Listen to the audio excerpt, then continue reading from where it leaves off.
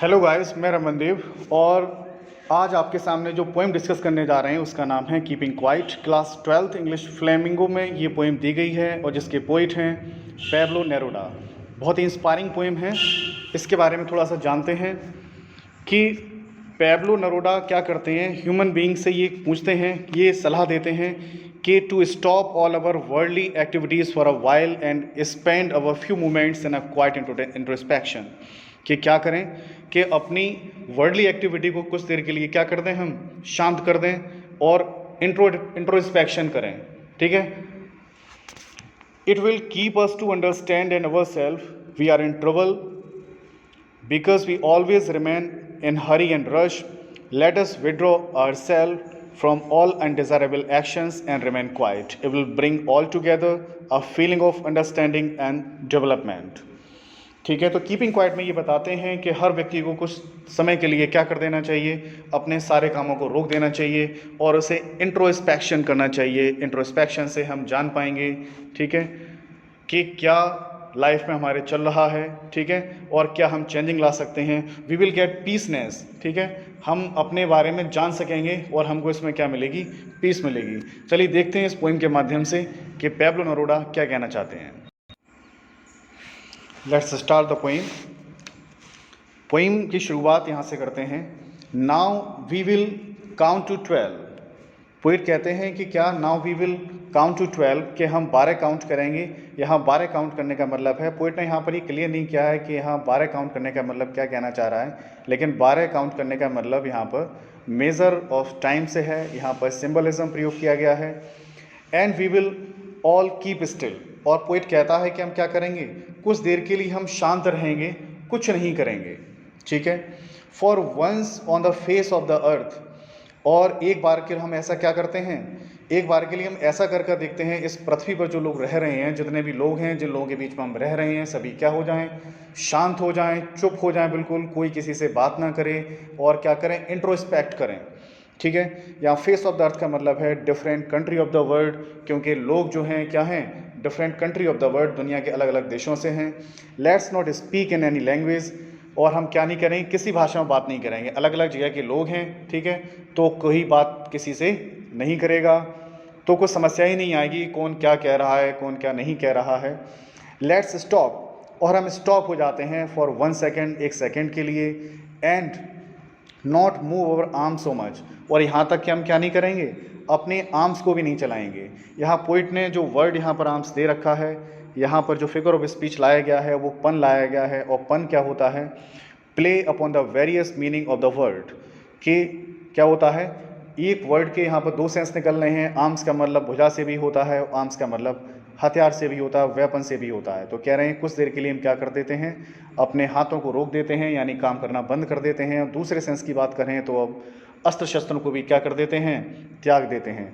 अगर यहाँ पर ये बात करें, यहाँ पर जो वर्ड दिया गया है लेट्स नोट, यहाँ पर कौन सा फिगर ऑफ स्पीच लाया गया है, एनाफोरा, क्योंकि दोनों लाइन की बिगनिंग जो है सेम वर्ड से स्टार्ट हो रही है। अगर ऊपर के पैसेज में वो स्टैंजा में बात करें तो यहाँ पर दिया है now we will count to 12, we will, again you know very well that word the figure of speech is, यहाँ पर अलिट्रेशन यूज़ हुआ है, और दोबारा इसमें दिया है वी विल, इसमें अलिट्रेशन यूज़ हुआ है। चलिए नेक्स्ट स्टैंजा की ओर चलते हैं। It would be an exotic movement, ये बहुत ही, अगर हम ऐसा कर लेते हैं कि हम शांत हो जाते हैं, ठीक है, कुछ देर के लिए, तो ये क्या होगा, एकदम एक्सोटिक मूवमेंट होगा। एक्सोटिक मीन्स होता है अनोखा, ये एक अनोखा क्षण होगा कि कोई किसी से बात नहीं कर रहा है। विदाउट रश, कोई भागम भाग में नहीं होगा, कोई दौड़ेगा नहीं, ठीक है, सब क्या होंगे, शांत होंगे एक जगह। जो व्यक्ति आमतौर पर भागता रहता है इधर उधर, ठीक है, वो क्या कर देगा, काम सब वहाँ पर रुकेंगे। विदाउट इंजन्स, यहाँ इंजन्स का मतलब है noise of engines and machines, के यहाँ पर जो मशीन्स लगी हुई हैं, जो लोग यहाँ काम कर रहे होते हैं, फैक्ट्रीज़ के बारे में बात कर रहे हैं, कंपनीज़ के बारे में बात कर रहे हैं। यहाँ पर जो एडवांसमेंट की बात कही कि लोग तरक्की की ओर के लिए क्या करते रहते हैं, वो अपने आप को सुकून नहीं देते हैं, वो क्या करते रहते हैं, इधर से उधर भागते रहते हैं। Life is full of hustle bustle and rush, उनकी लाइफ जो है कैसी होती है, हशल बशल और रश भरी होती है। We would all be together, फिर हम ऐसा करने के बाद क्या होंगे, हम सभी साथ साथ होंगे।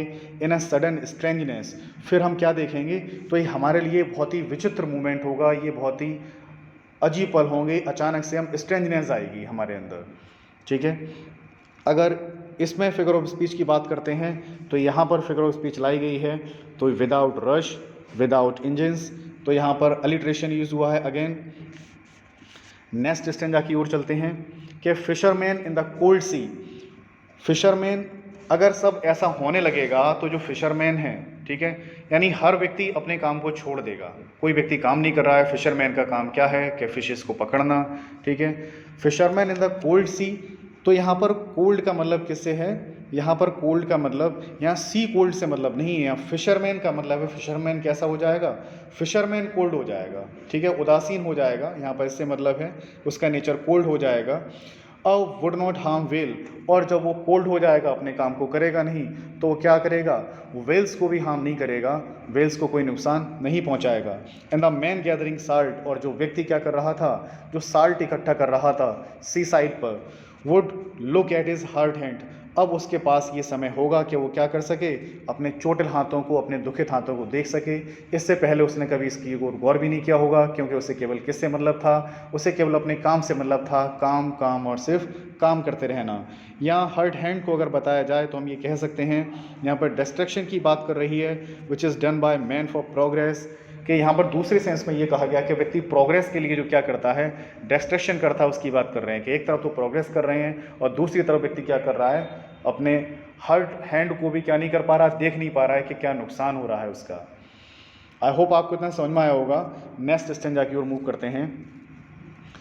Those who prepare green wards, वे, जब सभी लोग स्टिल होंगे, शांत होंगे, ठीक है, इंट्रोस्पेक्शन कर रहे होंगे, उस समय की बात चल रही है कि those who prepare green wars, और वो जो तैयार हैं किसके लिए, ग्रीन वार्स के लिए। ग्रीन वार्स का मतलब, उन वार्स से मतलब है कि हम तरक्की के लिए क्या करते हैं, एनवायरनमेंट का नुकसान कर रहे हैं, ठीक है, सिर्फ प्रोग्रेस हो जाए, ठीक है, उसकी प्रोग्रेस में लगे हुए हैं।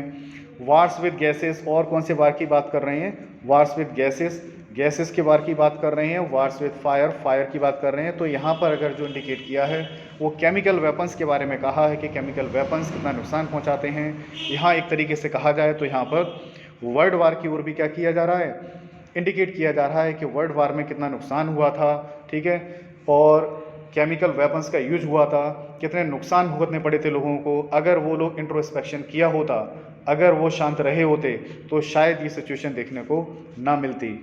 विक्ट्री विद नो सर्वाइवर, अगर ऐसे युद्ध होते हैं, अगर हम ग्रीन वार की बात करें, वार विद गैसेस की बात करें, वार विद फायर की बात करें, तो इसमें कोई भी सर्वाइवर नहीं होता है, कोई भी विजेता नहीं होता है, क्योंकि जो विजेता होता है उसका खुद का भी नुकसान हुआ होता है और दूसरे का भी नुकसान करके बैठा होता है। तो कोई ये नहीं कह सकता कि मैं यहाँ पर विजेता हुआ, क्योंकि उसका भी नुकसान हो चुका होता है।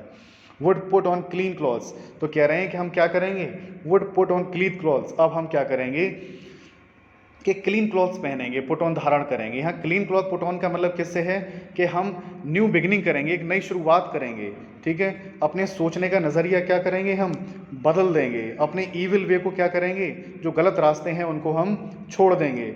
And walk about with their brothers, और हम क्या करेंगे, अपने भाइयों के साथ चलेंगे। भाइयों के साथ चलने का मतलब है साथ देंगे, जो व्यक्ति हमारे साथ हैं, हम झगड़ेंगे नहीं और भाईचारे का साथ रखेंगे, फ्रेटर्निटी निभाएंगे हम। इन द शेड, कहाँ पर, या इन द शेड का मतलब है पीस ऑफ शेड की बात कर रहे हैं, यहाँ पर चारों तरफ शांति ही शांति होगी। डूइंग नथिंग, और हम कुछ नहीं करेंगे, ठीक है। आई होप इतना समझ में आया होगा। अगर यहाँ पर बात करें हम तो फिगर ऑफ स्पीच उसमें लाई गई है वो ये है कि those who prepare with green wars, war with gases, war with fire. तो यहाँ पे वार, वार, यहाँ पे WW साउंड जो आ रहा है यहाँ पर किसको बता रहा है, अलिट्रेशन को बता रहा है। नेक्स्ट स्टेंजा की ओर मूव करते हैं guys. What I should not be confused, और आगे वो कह रहे हैं कि हमें क्या करना है, व्हाट आई वांट, अब मैं क्या चाहता हूँ, शुड नॉट बी कंफ्यूज्ड, इसमें कंफ्यूज नहीं होना है।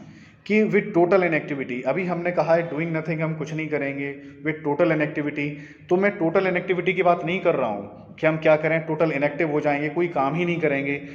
कहने का मतलब है कि हम समय देंगे, इंट्रोस्पेक्शन का समय देंगे कि जो हम कर रहे हैं उसके जो रिजल्ट्स हैं वो बेटर होंगे कि नहीं होंगे, कि अब हम आज से ऐसा करेंगे, अच्छे काम करेंगे, इंट्रोस्पेक्शन को समय देंगे। ठीक है, विद टोटल इनएक्टिविटी की बात नहीं कर रहा हूँ कि हम टोटल इनएक्टिव हो जाएं, कुछ करेंगे ही नहीं, पढ़े ही रहेंगे। पोइट का उद्देश्य यहाँ पर ऐसा कहने का नहीं है, क्योंकि life is what it is about, because life कैसी है, लाइफ फुल ऑफ एक्टिविटीज़ है भाई, एक्टिविटीज़ तो हमें करते रहना है। ठीक है, जो एसेंशियल एक्टिविटीज़ हैं वो होंगी, लेकिन यहाँ पर टोटल एक्टिविटी की बात नहीं कर रहा है। I want no truck with death, यहाँ पे ट्रक का मतलब लेने देने से है, कि मेरा यहाँ पर किससे मतलब नहीं है, कि मेरा मौत से यहाँ कोई लेना देना नहीं है, कि हम टोटल इनएक्टिव हो जाएं, कुछ करेंगे नहीं। तो ऐसा व्यक्ति तो तब करता है जब उसकी डेथ हो जाती है, तो ऐसा कहने के लिए नहीं कह रहा है वो। ठीक है, because life is full of activities, तो एक्टिविटीज़ तो करना है, लेकिन हमें इंट्रोस्पेक्शन के लिए भी क्या करना है, वक्त देना है।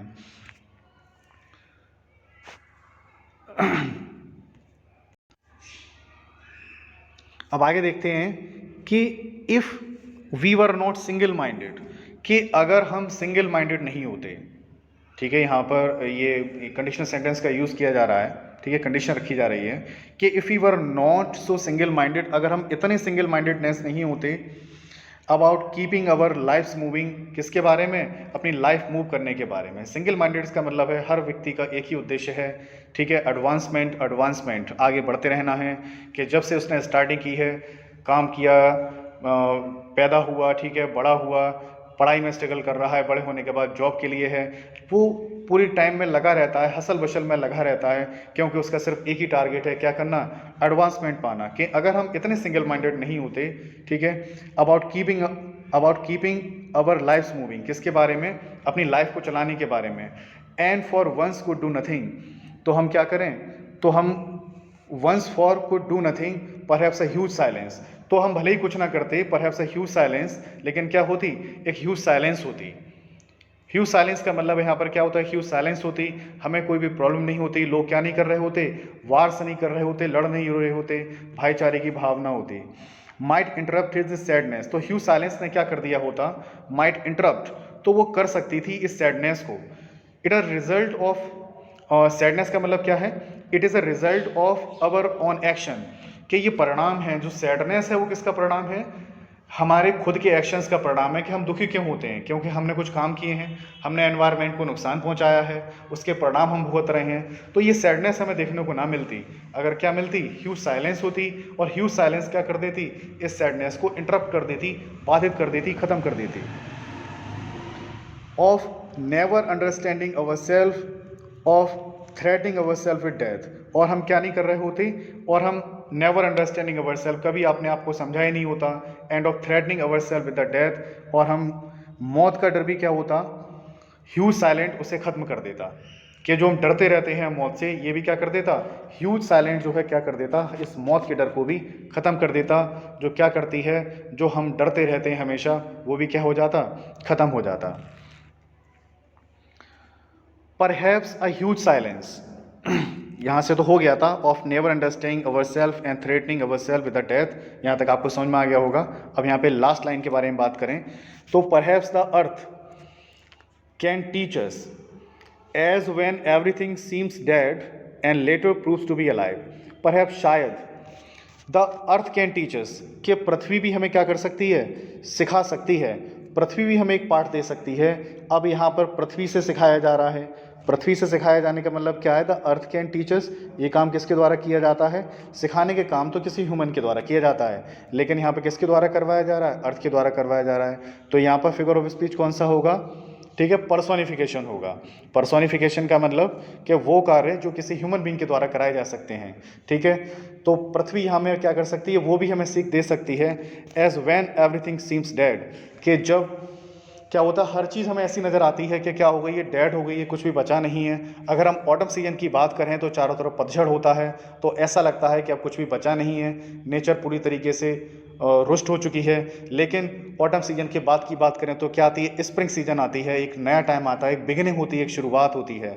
तो कहना चाह रहे हैं यहाँ पर कि पृथ्वी भी हमें क्या करती है, सिखाती है, व्हेन एवरीथिंग सीम्स डेड, और ऐसे समय पर भी सिखाती है जब सब कुछ कैसा लगता है, ख़त्म सा हो गया हो, and later proves to be alive, और ये सिद्ध करती है कि क्या करना है, ये सिद्ध करना है टू बी अलाइव, हमें जीवित रहना है। ठीक है, तो यहाँ पर अगर ये देखा जाए तो दो अलग अलग बातें कही गई हैं कि दो कौन कौन सी बातें कही हैं अलग अलग, कि later proves when everything seems dead, जब हर तरफ क्या हो, हर तरफ ऐसा लगे कि डेड ही डेड है।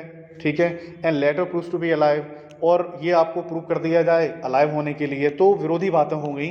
और जहाँ दो विरोधी बातें होती हैं वहाँ पर फिगर ऑफ स्पीच होता है एंटीथीसिस। ठीक है, एंटीथीसिस में दो अपोजिट आइडियाज़ को दिखाया जाता है, तो यहाँ पर दो अपोजिट आइडियाज़ हैं। अगर ऑक्सीमोरन की बात करें, ऑक्सीमोरन में क्या होता है, दो कंट्रास्ट वर्ड साथ साथ दिए होते हैं, लेकिन यहाँ पर अपोजिट आइडिया की बात कर रहे हैं, तो यहाँ पर क्या है, एंटीथीसिस फिगर ऑफ स्पीच लाई गई है।